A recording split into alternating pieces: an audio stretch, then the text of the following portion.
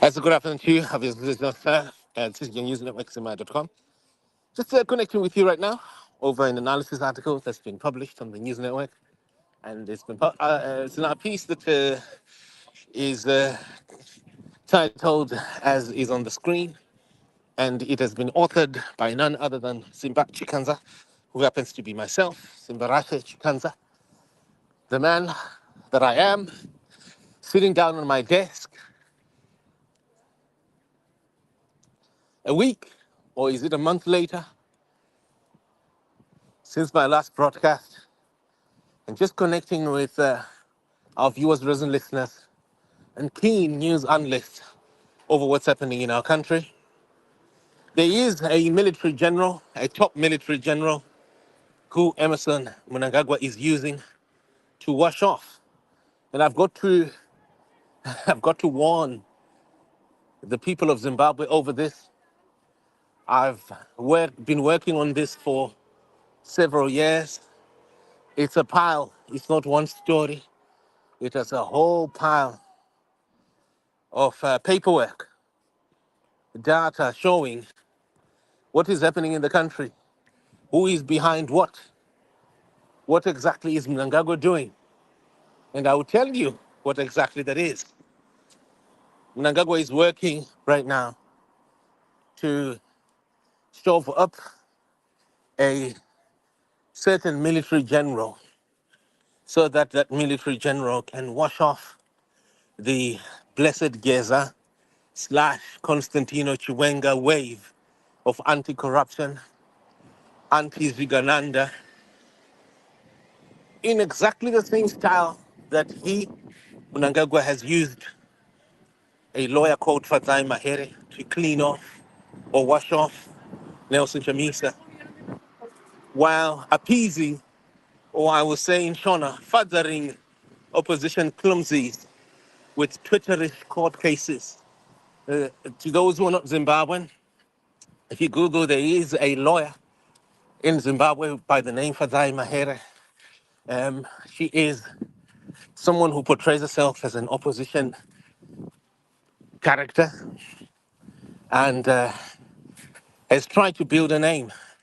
But beneath the surface, beneath what she's doing, is a state agenda. She's part of the state machinery, part of a group of women that are called the Pretty Girls. She's part of the Pretty Girl operation that we see on the screen there. It's a Pretty Girl operation that started with another Pretty Girl operator called Tokozani Kupe in 2018.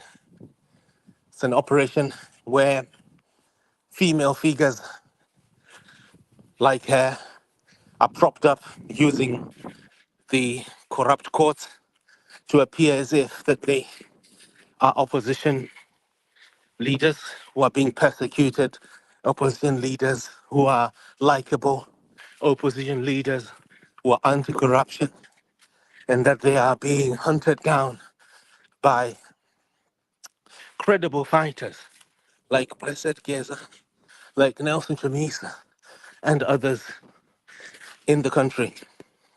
And so it's a very, very smart operation to think of it. When it started in 2018, around the time of the death of Morgan Changirai, the first pretty girl, Thokozani Kupe, was portrayed as an anti-corruption female leader, credible leader of the opposition, who was genuinely fighting corruption, fighting ZANU-PF and Emerson Mnangagwa, and was also being fought at the same time by the opposition led by Nelson Chamisa. They portrayed her as such. How did she get those powers? She got those powers through the courts, who ensured that she would appear as if Chamisa and his group of leaders were against her. They were hunting her down.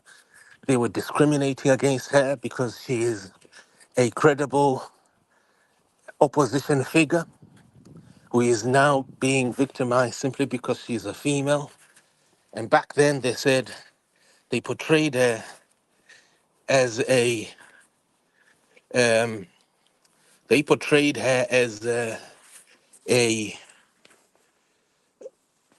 Ndebele who is being persecuted by Shona people also. So there were different layers of victimhood that they assigned to her, the regime assigned to her, so that she could be likable. And she actually worked very, very well and succeeded in confusing a lot of people and then raking a chunk. It wasn't a big chunk, it was a sizable chunk. But in fact, it actually became the entire asset tree, the entire asset base of the opposition, harvest house, building, bank accounts, the brand, everything was taken by her. And she was the one who was leading the Douglas Munzora grouping.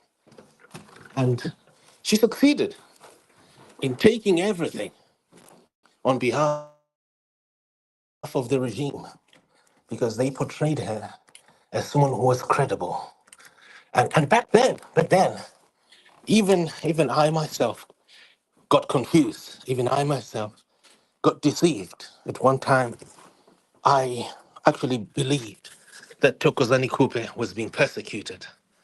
And those who are on this news network will remember Mchatongo Rangarira, that time when when I phoned Morgan Changirai, started in 2017, actually, I said 2018, started in 2017, when I actually called Morgan Changirai and Tokozani Kupe was playing games.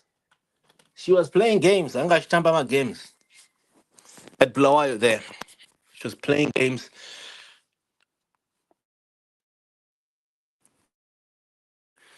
Excuse me.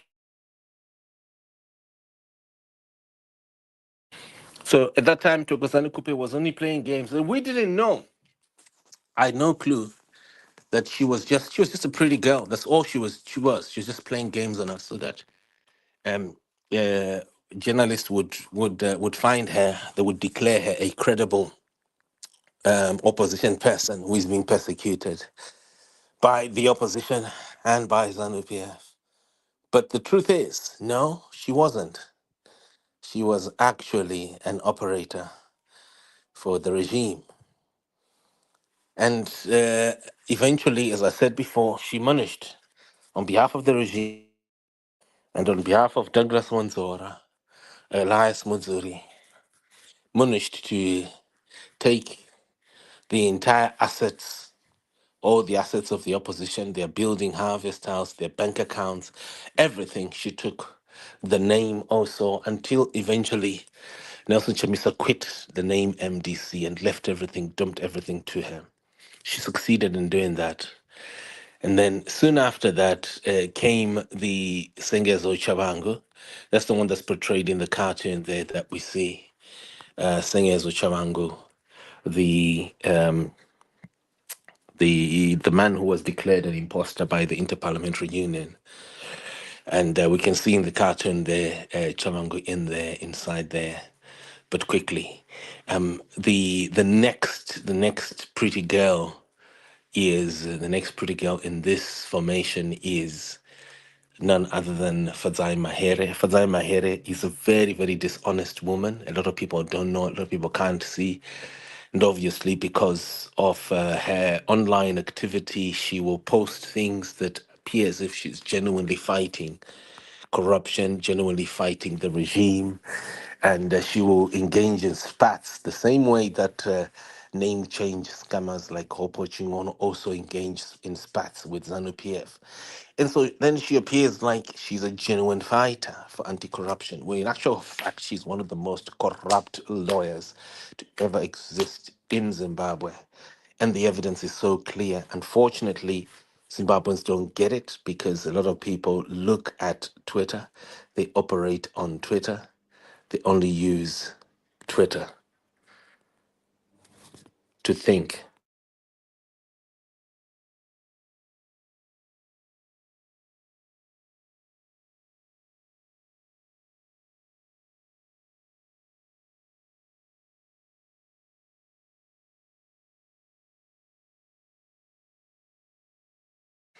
So, so quickly, the The operation then is to make Fadzayi appear very, very, very appealing to the opposition masses.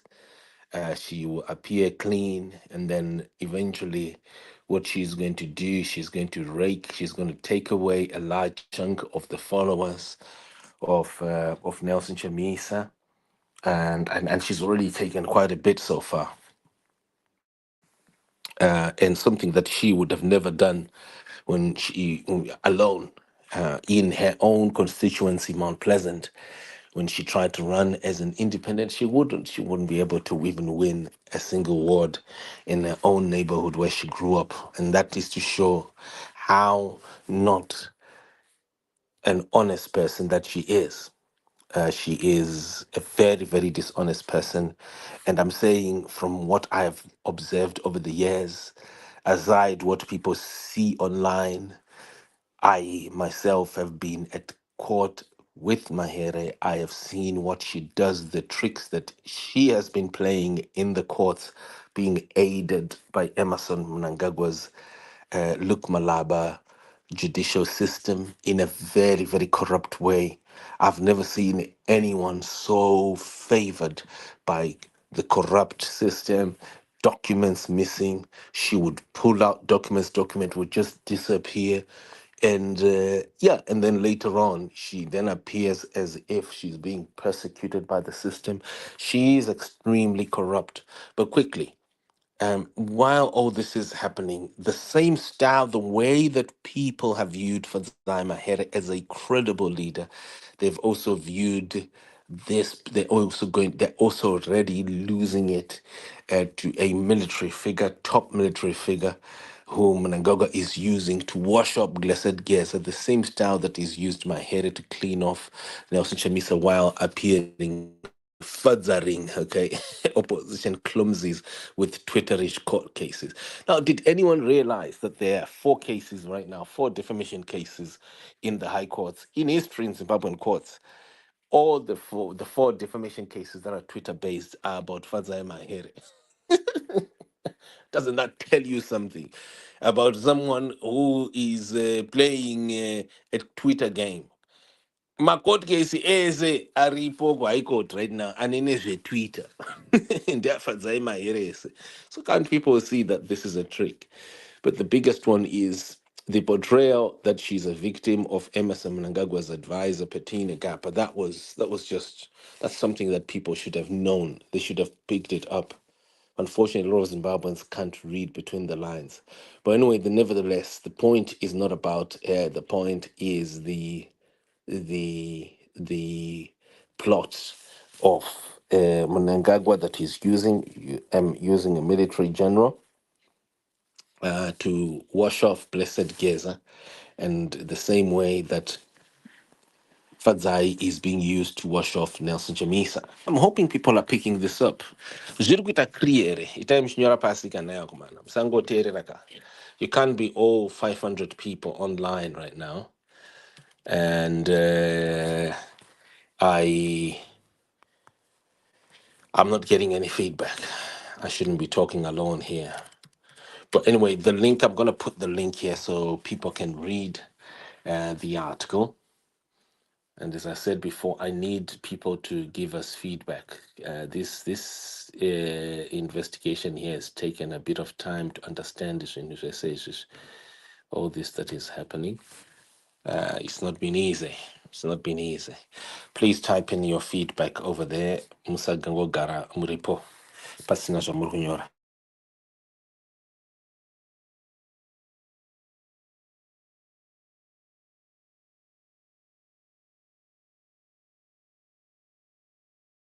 Right. Ndani chitini ni msango gara muripo ka pasina Jamurgunyora. Itai mshinyora pana papa.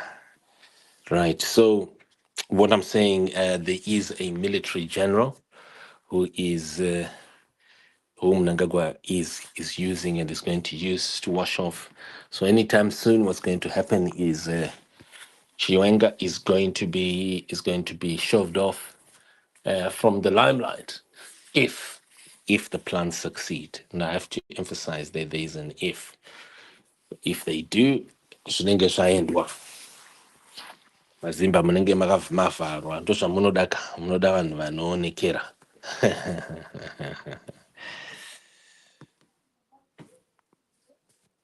Right, so I think I'm done. You know what? I think I'm done. I don't know if there's anything else I need to say here because I don't want to take time. I've been asked before. I need to be cutting my sessions so that they're short and sharp.